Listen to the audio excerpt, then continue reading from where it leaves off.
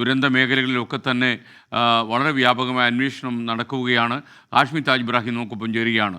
ഹാഷ്മി, ഇന്നത്തെ തെരച്ചിൽ വളരെ ശാസ്ത്രീയമായ ആയുധങ്ങൾ ഉപയോഗിച്ചും ശാസ്ത്രീയ അന്വേഷണങ്ങളിലൂടെയായിരുന്നു ഇന്നത്തെ പരിശോധനകളെന്ന് നമ്മൾ മനസ്സിലാക്കുന്നു. പരിശോധന പല സ്ഥലത്തും ഇപ്പോഴും തുടരുകയാണെന്ന് നമുക്കറിയാം. ദുരന്തം പെയ്തിറങ്ങിയ മണ്ണിൽ കൂടുതലായി എന്തെങ്കിലും കണ്ടെത്താൻ കഴിഞ്ഞോ?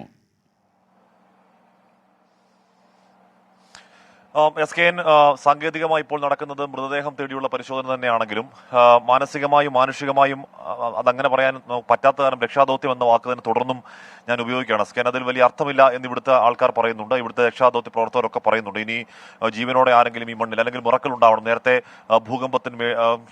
ഭൂകമ്പ മേഖലകളിൽ കെട്ടിടത്തിനടിയിലൊക്കെ ഒരു മാസം കഴിഞ്ഞൊക്കെ മനുഷ്യൻ ജീവനോടെ ഇരുന്ന കഥകളൊക്കെ ഉണ്ട്. അതൊക്കെ മിറക്കലാണ്, ഒറ്റപ്പെട്ട അത്ഭുതങ്ങളാണ്. അങ്ങനെ അത്ഭുതങ്ങൾ സംഭവിക്കുന്നില്ലെങ്കിൽ ഈ രക്ഷാദൗത്യം എന്ന വാക്കിന് വലിയ അർത്ഥമില്ല എന്ന് നമ്മൾ ചോദിക്കുമ്പോൾ ആളുകൾ പറയുന്നുണ്ട്. എങ്കിലും ആ വാക്ക് തന്നെ ഉപയോഗിക്കുകയാണ് SKN. അതൊരു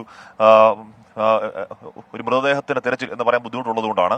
എന്തായാലും ഇന്നും നടക്കുകയാണ് SKN. ഞാൻ മനസ്സിലാക്കാൻ കഴിയുന്ന മുണ്ടക്കൈയിൽ ഈ പറഞ്ഞ ഐബോർഡ് ഉപയോഗിച്ചുള്ള ഐബോർഡ് സിഗ്നൽ കിട്ടിയ പരിശോധന ഒന്നും കണ്ടെത്താൻ കഴിഞ്ഞില്ല.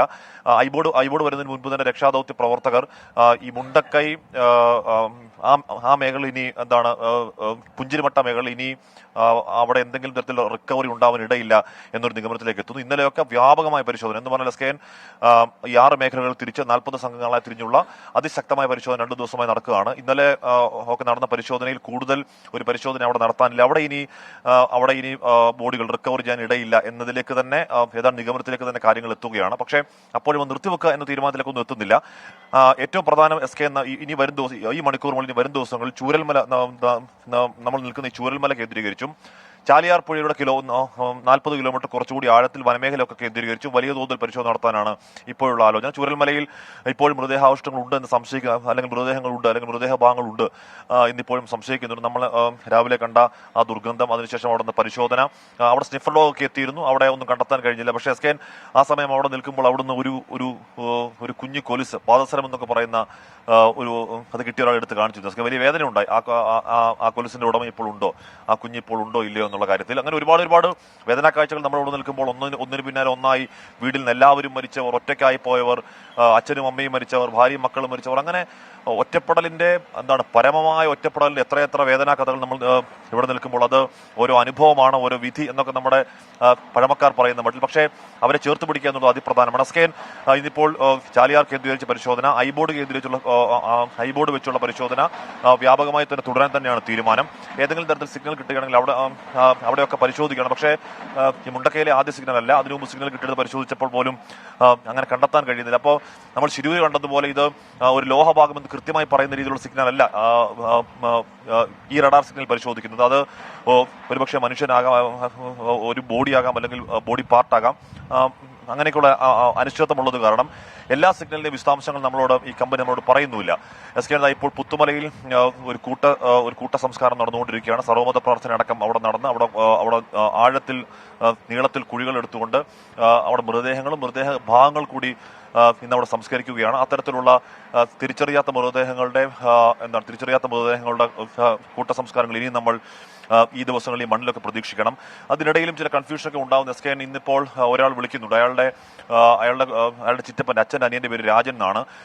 രാജനെ നിലമ്പൂർ ജില്ലാ ആശുപത്രി, ചാലിയാറിൽ നിന്ന് വീണ്ടെടുത്ത നിലമ്പൂർ ജില്ലാ ആശുപത്രിയിൽ എത്തിച്ചതാണ്. അവിടെ നിന്ന് മൃതദേഹം മേപ്പാടിയിലേക്ക് കൊണ്ടുപോയി എന്ന് നിലമ്പൂരിൽ നിന്ന് പറയുന്നു. പക്ഷേ അത് മേപ്പാടിയിലേക്ക് എത്തിയിട്ടു. ഇവർ മൃതദേഹത്തിന്റെ ചിത്രം കണ്ട് അവർ കൃത്യമായി തിരിച്ചറിഞ്ഞതാണ്. അങ്ങനെ ആ ബോഡി എവിടെ എന്നുള്ള അന്വേഷണത്തിൽ അവരിങ്ങനെ വല്ലാതെ പാനിക്കായി നടക്കുന്നുണ്ട് SKN. അങ്ങനെ അപ്പോൾ അവർ മുട്ടാത്ത വാതിലുകളില്ല എങ്കിൽ കൂടി മേപ്പാടി CHCയിൽ കുറച്ചുകൂടി നോക്കാം, ഇവിടെ എന്താണ് സംഭവിച്ചത് നോക്കാമെന്ന് ഉറപ്പ് കിട്ടിയ അല്പസമയത്തിനകം അല്പം അദ്ദേഹത്തിന്റെ നിതിൻ എന്ന ആളുകളോട് പറയുന്നുണ്ട്.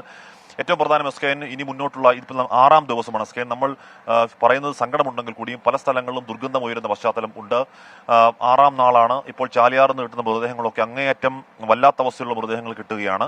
7, 8 എന്നിങ്ങനെ നീണ്ടുപോകുന്ന ദിവസങ്ങൾ നമ്മൾ തിരയുന്നത് മനുഷ്യ ശരീരങ്ങളായതുകൊണ്ട് തന്നെ അങ്ങോട്ടേക്ക് അത് വലിയ സങ്കീർണമാകാനിടയുണ്ട് SKN. അപ്പോൾ അതിന് വേണ്ടത് കൃത്യമായി ഏതളവിൽ എത്രത്തോളം ആളുകളെ കിട്ടാനുണ്ട് എന്ന് കൃത്യമായ കണക്കുണ്ടാവും. മിസ്സിംഗ് പേഴ്സൺസിന്റെ കൃത്യമായ ക്ലാരിറ്റിയോട് കണക്കുണ്ടാവുക എന്നുള്ളതാണ്. അത് ഈ ദിവസങ്ങൾ ഉണ്ടാക്കാൻ കഴിയുമെന്നാണ് മേപ്പാടി പഞ്ചായത്തിന്റെ ഒക്കെ പ്രതീക്ഷ. ഇന്ന് രാവിലെ മന്ത്രി കെ രാജൻ വരുമ്പോൾ ചോദിക്കുന്നുണ്ടായിരുന്നു. അപ്പോൾ അദ്ദേഹം പറയുന്നത് ഇപ്പോഴുള്ള ഭൂമിയുടെ അളവും ഭൂകമ്പം ഉണ്ടാകുന്നതിന് മുമ്പുള്ള ഭൂമിയുടെ ഉയരവും കൃത്യമായ കണക്കുണ്ട്. അപ്പോൾ നേരത്തെയുള്ള ആ ഭൂമിയുടെ ഉയരത്തിൽ നിന്ന് മണ്ണ് വീണ് എത്രത്തോളം അടി ഉയരത്തിൽ കൂടിയിട്ടുണ്ടോ ആ ഉയരം അത്രയും മണ്ണുള്ള സ്ഥലങ്ങൾ പരിശോധന കൂടുതൽ കേന്ദ്രീകരിക്കും എന്ന് റവന്യൂ മന്ത്രി പറയുന്നു. ഇന്നിപ്പോൾ മുണ്ടക്കയിൽ അവിടെ ഇനി റിക്കവറിക്ക് ചാൻസ് ഇല്ലെന്ന് പറയുമ്പോൾ പോലും മുണ്ടക്കയിൽ പോയി ഒന്ന് രക്ഷാപ്രവർത്തനം പറയുന്നുണ്ടായിരുന്നു സ്കാൻ.